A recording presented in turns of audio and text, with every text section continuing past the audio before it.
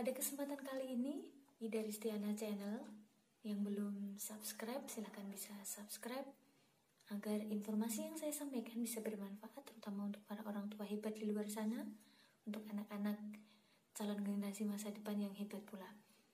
Pada kesempatan kali ini saya akan melanjutkan materi tentang kemarin dinamika psikologis usia anak remaja, ya, dimana saya kemarin kalau tidak salah menyampaikan ada beberapa permasalahan yang pernah saya hadapi dan kebetulan itu sangat berhasil untuk diterapkan. Memang untuk melakukan itu butuh banyak teori, banyak butuh materi, banyak butuh hal yang harus memang banyak dibaca. Harus kita baca, kalau tidak kita baca itu tidak akan pernah bisa kalau tidak kita mencari materi-materi untuk kita baca, maksud saya kemudian kita aplikasikan. Nah, saya akan memberikan contoh permasalahan yang memang kemarin saya sampaikan. Dulu pernah ada sebuah kejadian gitu, kejadian di mana seorang anak yang lebih memilih ikut suatu organisasi atau kelompok di luar sekolah dan dia mengabaikan sekolah. Padahal orang tuanya sangat memberikan fasilitas kepada anak itu.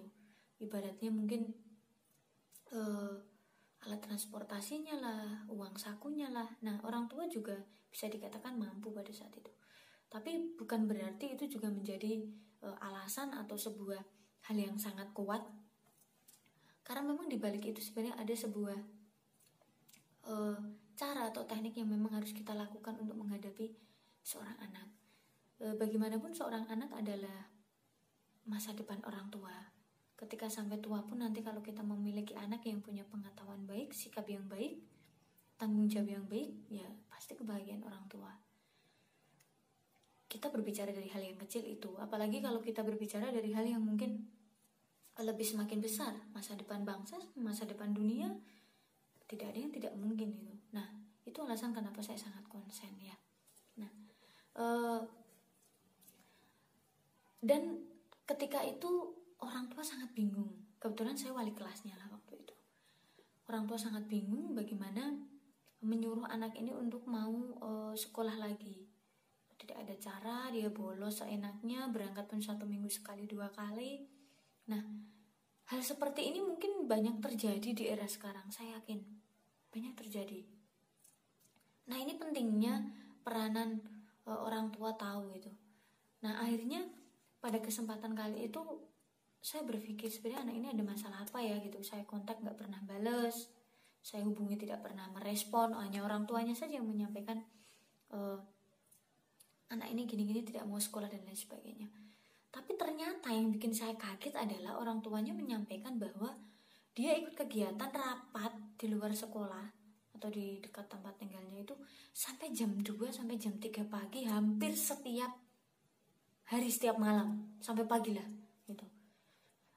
Dan akhirnya otomatis ketika dia sampai di rumah dia ngantuk dan dia tidak mungkin mau sekolah. Itu satu alasannya. 2, dia tidak punya semangat mungkin di sekolah dan lain sebagainya. Karena normal anak-anak di kelas tuh kalau ngeliat anak seperti itu teman-temannya pasti akan cuek. Nah, ini peran kita di tengah-tengah sebagai orang tua maupun sebagai bapak ibu guru hebat di luar sana, orang tua hebat di luar sana. Nah, kita jangan terlalu langsung ngejudge anak ini bahwa dia itu salah. Kita harus menarik ulur kenapa gitu. Ternyata setelah saya pelajari, akhirnya ada suatu hari saya punya kesempatan, anak ini cuma bilang gini ke orang tuanya, saya mau sekolah. Ketika sensei, dia memanggil saya seperti itu, mau ke rumah saya pengen ngobrol sama beliau gitu. Saya kaget kok sampai segininya ya gitu. Memang basically saya nggak ngajar kelas ini, tapi kebetulan saya wali kelas pada saat itu memang gitu.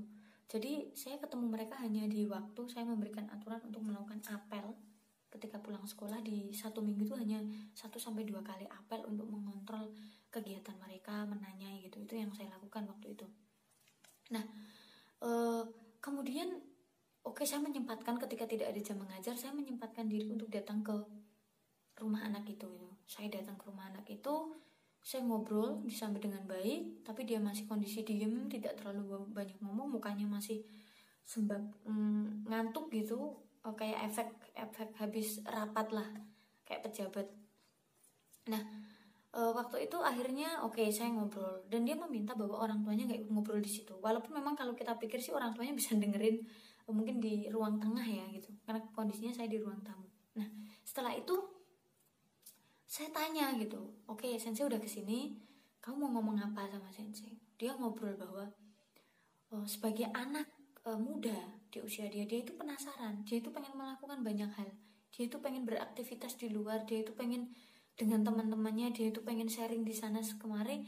Tapi pada intinya, ini saya tidak menyalahkan para orang tua hebat di luar sana ya, pada intinya adalah anak ini itu pengen diberikan kepercayaan ketika dia keluar. Jadi jangan ketika dia marah, maksudnya ketika dia pulang, orang tuanya itu selalu memarahi dia bahwa yang dia lakukan itu selalu salah gitu. Nah itu yang membuat dia akhirnya bilang ke saya dia tidak nyaman, dia lebih nyaman di luar, dia lebih suka ketika dia di luar teman-temannya bisa menerima dia. Padahal yang saya takutkan adalah iya kalau temannya bisa menerima dia, kalau mau mempengaruhi yang tidak baik gitu.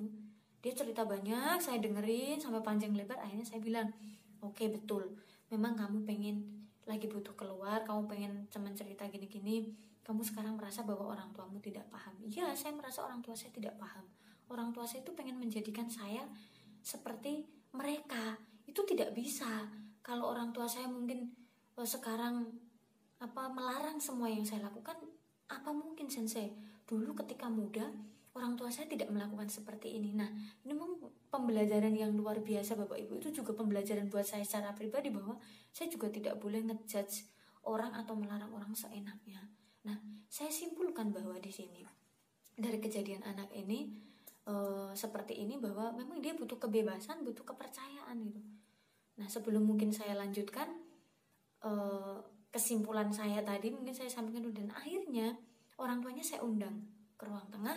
Setelah saya undang orang tuanya, saya ajak ngobrol, Bu, tolong, sambil saya kedipin mata saya waktu itu, saking semangat ini ya, saya kedipkan mata saya bilang, Bu, biar dia tetap berkegiatan, jangan dilarang apapun. Dia mau rapat sampai pagi sementara boleh, tapi kalau bisa tolong jangan sampai pagi ya, saya bilang gitu.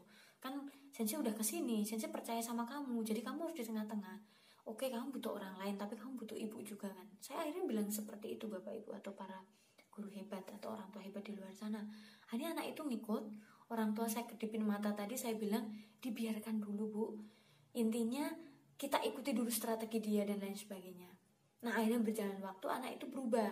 Saya bilang ke orang tuanya sampai di rumah, sampai di sekolah, saya bilang, Bu, dia akan saya sibukkan di sekolah, insya Allah saya akan punya cara pendekatan kepada dia. Nah akhirnya beneran, jadi saya jadikan dia salah satu pengurus kelas, saya kasih dia tanggung jawab yang sangat luar biasa besar, dan akhirnya dia sedikit mengurangi kegiatan di luar. Dan akhirnya dia sekarang masih bertahan dengan baik, komunikasi dengan saya baik, orang tua pun saya tanya alhamdulillah semakin baik. Jadi intinya adalah ketika orang tua punya keinginan, anak punya keinginan, di sini akan terjadi sebuah berbenturan Bapak Ibu. Sama ketika di sekolah, ketika siswa punya keinginan, Bapak Ibu guru juga punya aturan, akan terjadi perbenturan masalah. Nah, bagaimana kita di situ memposisikan sebagai orang tua, kita yang harus memang ketika anak ini membentur, kita mundur untuk maju lebih banyak lagi untuk merangkul mereka. Karena bagaimanapun ketika ada kesalahan di anak-anak kita, entah kita sebagai guru ataupun kita sebagai seorang orang tua, otomatis imbasnya akan ke kita sendiri. Nah, itu satu contoh permasalahan yang mungkin saya sampaikan. Nah, kesimpulannya adalah kita memang harus benar-benar bisa tahu, harus bisa menempatkan diri, tidak boleh meninggikan ego kita, agar anak-anak itu merasa nyaman, terayomi, tidak tertekan. Dan pasti yang namanya seorang anak pasti punya kekurangan. Nah, jangan sampai kekurangannya itu terlalu kita perlihatkan, agar mereka memang merasa dihargai. Karena memang mau tidak mau, seusia anak-anak remaja itu adalah masa-masanya mereka memang ingin dihargai. Mungkin itu yang bisa saya sampaikan. Terima kasih. Kalau terus mau mendukung channel saya ini, bisa mungkin di like, komentar, mau minta materi apa saja, mau bertanya apa saja, selama saya bisa menjawab, kita sama-sama belajar. Terima kasih, saya Eri. Assalamualaikum.